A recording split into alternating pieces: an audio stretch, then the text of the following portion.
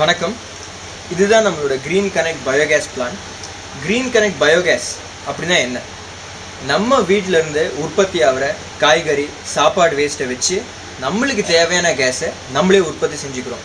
இந்த பயோகேஸ் எப்படி வேலை செய்யுதுன்னா, நம்ம வீட்டிலேருந்து வர சாப்பாடு வேஸ்ட்டை நம்ம இந்த பயோகேஸ்குள்ளே போட்டோம்னா அது மக்கி போய் நம்மளுக்கு தேவையான கேஸ் இதில் உற்பத்தி ஆகுது. இந்த பயோகேஸ்னால என்ன அட்வான்டேஜ்னு பார்த்தோம்னா, ஒன்று இந்த எல்பிஜி தட்டுப்பாட்டை மிக எளிதாக சமாளிக்கலாம். ரெண்டாவது, குப்பையை வீட்டை விட்டு வெளியே போகாமல் ஒரு நல்ல விஷயத்துக்காக பயன்படுத்துகிறோம். மூணாவது, இதிலேருந்து வர இயற்கை உரத்தை வச்சு நம்ம வீட்டில் செடி இருந்துச்சுன்னா மிக அற்புதமாக அந்த செடியெல்லாம் வளரும். ஸோ இந்த 3 அட்வான்டேஜ் தான் இந்த க்ரீன் கனெக்ட் பயோகேஸ்னால். அதே மாதிரி பார்த்திங்கன்னா இந்த சுற்றுச்சூழலும் இந்த க்ரீன் கனெக்ட் பயோகேஸ்னால் ரொம்ப பயன்படுது. ஏன்னா இந்த குப்பையெல்லாம் நம்ம வீட்டை விட்டு வெளியே போடணும்னா அதுலேருந்து நிறையா நோய்கள் வர்றதுக்கு வாய்ப்பு இருக்குது. அதுலேருந்து வர மீத்தேனுங்கிற கேஸ் ஒரு க்ரீன் ஹவுஸ் கேஸ்ன்னு சொல்லுவாங்க. அதனால இந்த க்ரீன் ஹவுஸ் ஓட்டை பெருசாகுது அப்படின்னு தான் நிறையா சொல்லுவாங்க. இந்த பயோகேஸ் போட்டோம்னா சுற்றுச்சூழலுக்கு நம்ம ஒரு உதவி செஞ்ச மாதிரி. ஸோ இந்த க்ரீன் கனெக்ட் பயோகேஸோட பயன்பாட்டை இப்போ நம்ம பார்க்கலாம்.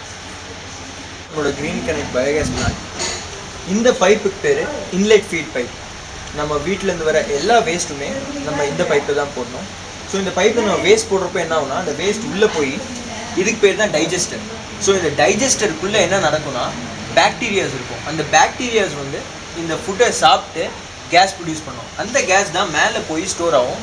இந்த பார்ட்டுக்கு பேர் கேஸ் ஹோல்டர். ஸோ இதில் அதிகமாக கேஸ் இருக்கிறப்போ இந்த கேஸ் ஹோல்டர் இன்னும் ரைஸ் ஆகும். இதில் கேஸ் இருக்குன்னா இந்த கேஸ் ஹோல்டர் ரைஸ் ஆகிருக்கும். நம்ம கேஸ் யூஸ் பண்ண இந்த கேஸ் ஹோல்டர் இறங்கும்.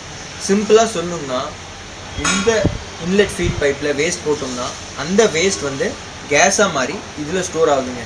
இதில் ஸ்டோர் ஆகிற கேஸ் நம்ம அடுப்பு கனெக்ஷன் கொடுக்குறோம். அந்த அடுப்புலேருந்து நம்மளுக்கு தேவையான சமையல் செஞ்சுக்கிறோம். ஸோ இதுதான் க்ரீன் கனெக்ட் பயோகேஸோட ஒர்க்கிங். நம்ம போடுற வேஸ்ட்டு இந்த அவுட்லெட் மூலியமாக வெளியே வருது. என்ன ஆகுதுன்னா, இந்த வேஸ்ட்லேருந்து எல்லா கேஸும் ப்ரொடியூஸ் ஆனதுக்கப்புறம் ஒரு அவுட்லெட் வாட்டராக வருது, தண்ணியாக வரும். ஸோ இந்த தண்ணி தான் நம்ம செடிக்கு ஊற்றுறோம். இந்த தண்ணி செடிக்கு போட்டால் ரொம்ப அற்புதமாக வளரும். அதுதான் நம்ம இயற்கை உரம்னு கூட சொல்கிறோம். இப்போது இந்த க்ரீன் கனெக்ட் பயோகேஸ் பற்றியான சேஃப்டி ஃபீச்சர்ஸ் நான் உங்கள்கிட்ட சொல்ல போகிறேன். க்ரீன் கனெக்ட் பயோகேஸ் எல்பிஜியை விட ரொம்பவே சேஃபுங்க. நான் ஏன் இது சொல்கிறேன்னா, என்கிட்ட 3 சாலிட் பாயிண்ட்ஸ் இருக்குது.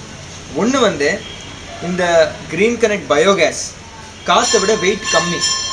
காற்றை விட 20% வெயிட் கம்மி. அதனால இந்த கேஸ் லீக் ஆனாலும் மேலே பறந்து போயிடுமே தவிர கீழே செட்டில் ஆகாது.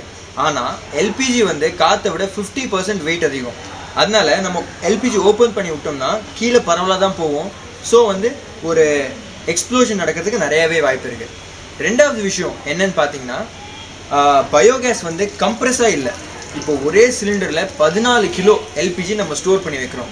ஆனால் இவ்வளோ பெரிய பயோகேஸில் 1 கிலோ பயோகேஸ் தாங்க இருக்கும். ஸோ நீங்கள் அந்த கம்பேரிசன் பார்க்கலாம். இதை விட 14 மடங்கு அடர்த்தியாக தான் அந்த சிலிண்டரில் இருக்குது. ஸோ ஒரு எக்ஸ்ப்ளோஷன் நடக்கிறதுக்கு நிறையவே வாய்ப்பு இருக்குது. ஸோ இந்த 2 விஷயத்தில் பார்த்தீங்கன்னா பயோகேஸ் ரொம்பவே சேஃப். மூணாவது விஷயம் என்னென்னு நான் உங்களுக்கு கிச்சனில் போய் சொல்கிறேன். எல்பிஜிக்கும் பயோகேஸும் இருக்கிற இன்னொரு முக்கியமான டிஃப்ரென்ஸ் நான் சொல்ல போகிறேன். இது ஒரு எல்பிஜி ஸ்டவ், இது ஒரு பயோகேஸ் ஸ்டவ். இப்போ எல்பிஜி நம்ம நார்மலாக ஒரு லைட்டர் வச்சு லைட் பண்ணலாம், லைட் ஆகிடும். ஆனால் இதே பயோகேஸை நம்ம லைட்டரில் லைட் பண்ண முடியாது. இது காரணம் என்னன்னு பார்த்தீங்கன்னா, எல்பிஜி ஒரு 500 டிகிரி டெம்பரேச்சர் இருந்தாலே எல்பிஜி பற்றிக்கும். ஆனால் ஒரு பயோகேஸ் பற்றணும்னா அதுக்கு 750 டிகிரி செல்சியஸ் தேவை. அந்த 750 டிகிரி செல்சியஸ் ஒரு மேட்ச்ஸ்டிக்கால் தான் கொடுக்க முடியும்.